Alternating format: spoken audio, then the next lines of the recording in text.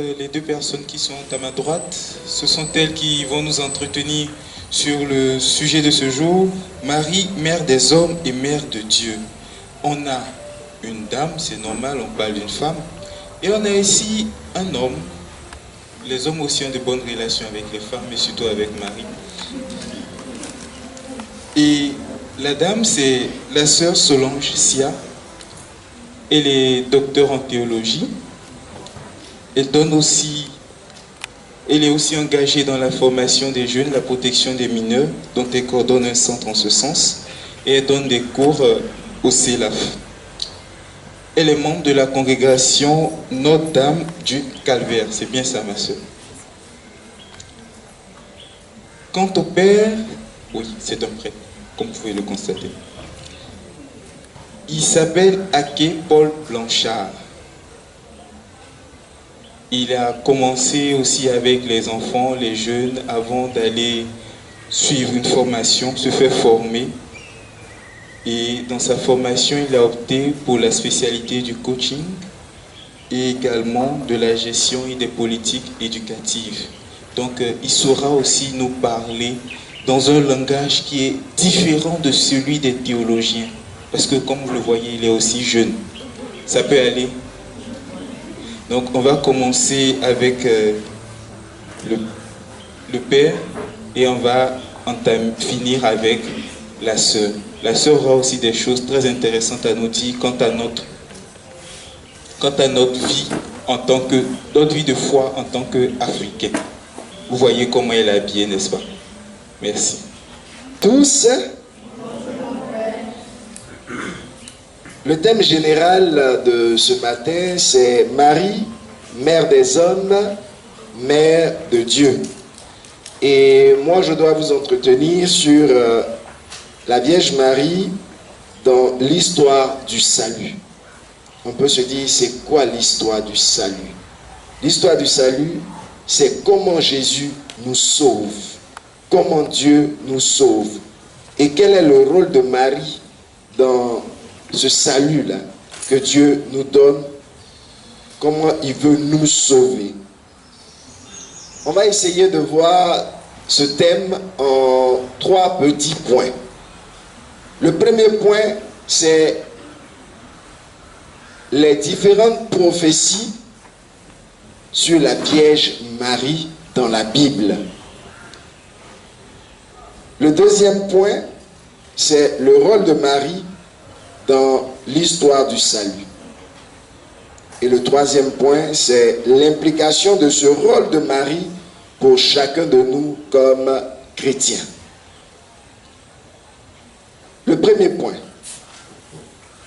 j'aime bien me mettre debout pour pouvoir parler. La prophétie sur la Vierge Marie, mère par qui viendra le salut. Certainement que vos amis vous posent des questions sur la Vierge Marie. Est-ce que c'est biblique? Quelle est la théologie qui est derrière cette conception de la vénération de la Vierge Marie? Eh bien, on peut partir depuis la Bible. Lorsqu'on nous parle de l'histoire du salut, de comment Dieu nous sauve, c'est depuis le livre de la Genèse jusqu'au livre de l'Apocalypse. Le livre de la Genèse, premier livre de la Bible, et le livre de l'Apocalypse est le dernier livre de la Bible. Alors, on parle d'une femme, Ève, Adam et Ève, n'est-ce pas? Marie est donc présentée comme la nouvelle Ève. Si, dans le livre de la Genèse, en son chapitre 3, les versets 4 à 6, on nous parle de Ève qui parle avec le serpent, qui est la représentation de l'ange déchu. La Vierge Marie, dans l'évangile de Luc, va parler avec l'ange Gabriel.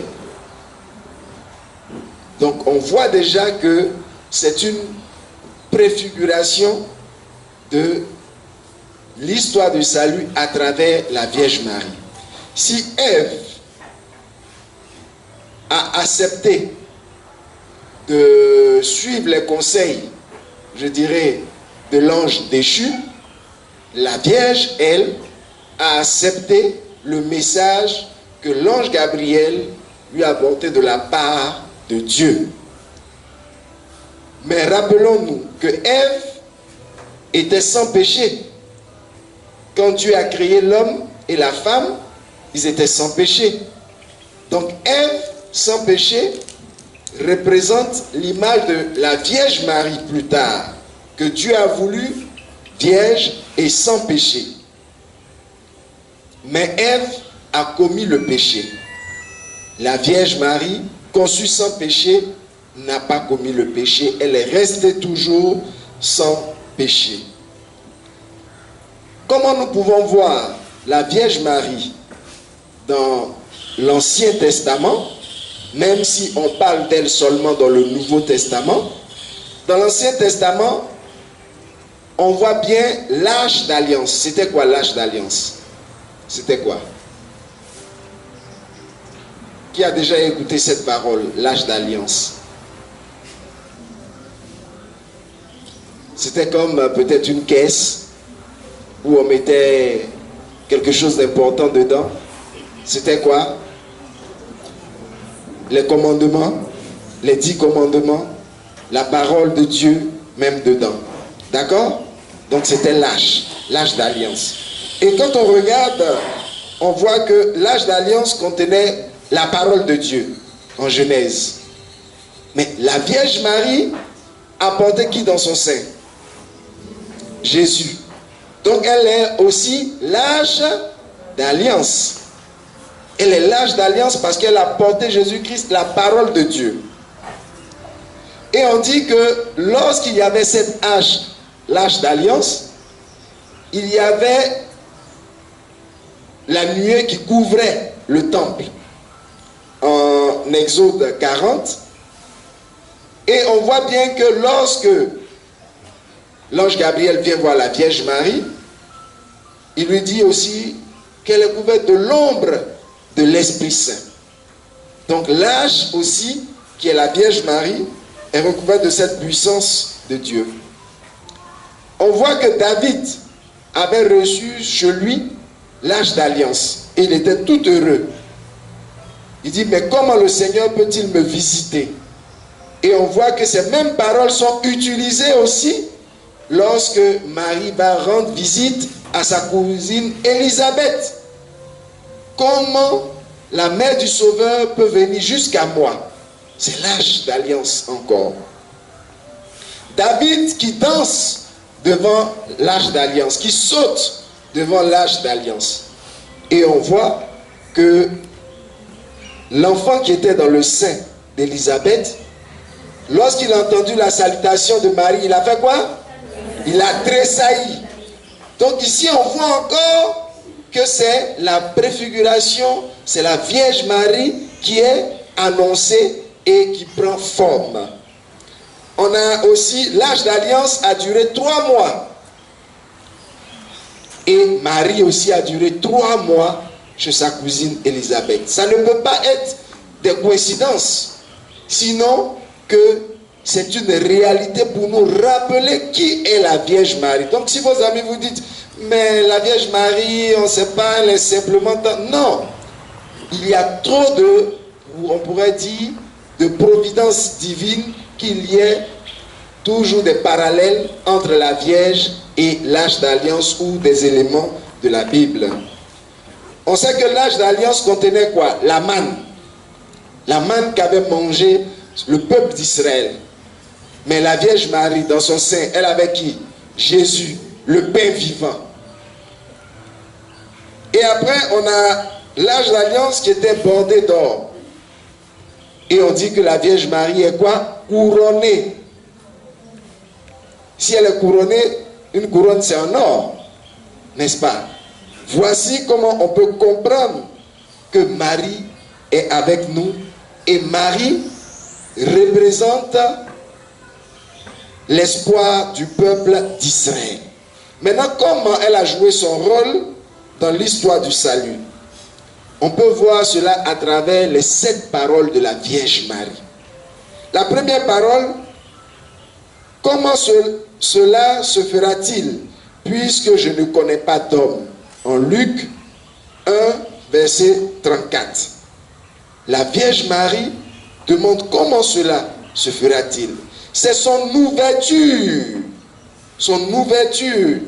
à ce plan d'amour qui nous amène à dire qu'elle a joué un rôle important. Est-ce que dans notre vie, nous sommes ouverts aussi à la réalité lorsque le Seigneur nous demande certaines choses? Marie a fait sa part. La deuxième parole, elle dit, voici la servante du Seigneur, que tout se passe selon ta parole. Luc chapitre 1, le verset 38. Marie donne son oui. Son oui courageux. Elle savait qu'elle allait pouvoir être peut-être lapidée. Parce que si elle n'était pas mariée et qu'elle tombait enceinte, eh bien, il y avait drap sur elle, comme disent les jeunes.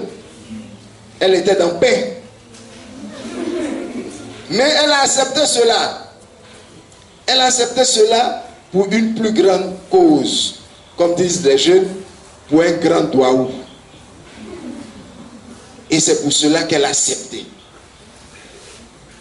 Troisième point, la salutation de Marie. Marie qui salue Élisabeth et l'enfant tressaillit. On n'a pas dit comment elle a salué, mais c'était certainement un salut de communication de cette grande joie d'être la mère du Sauveur. Son rôle a été de communiquer la grâce qu'elle a reçue en allant. Et pour nous, c'était certainement la première procession eucharistique. Marie qui se promène avec Jésus comme on le fait avec le Saint-Sacrement. Jésus en aide et elle marche pour aller vers sa cousine Élisabeth pour la saluer. Voici le rôle qu'elle a joué de présenter Jésus au monde, présenter Jésus aux membres de sa famille puisque c'était sa cousine.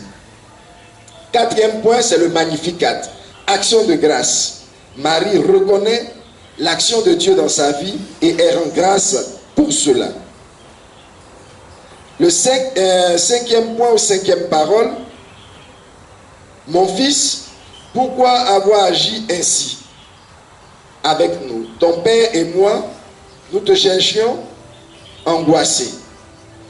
Cette parole de Marie, lorsque Jésus a été retrouvé au temple, est le rôle de Marie comme éducatrice, comme mère qui prend soin de ce grand projet que Dieu lui a confié, son fils Jésus, et d'essayer de le comprendre comme nous, jeunes.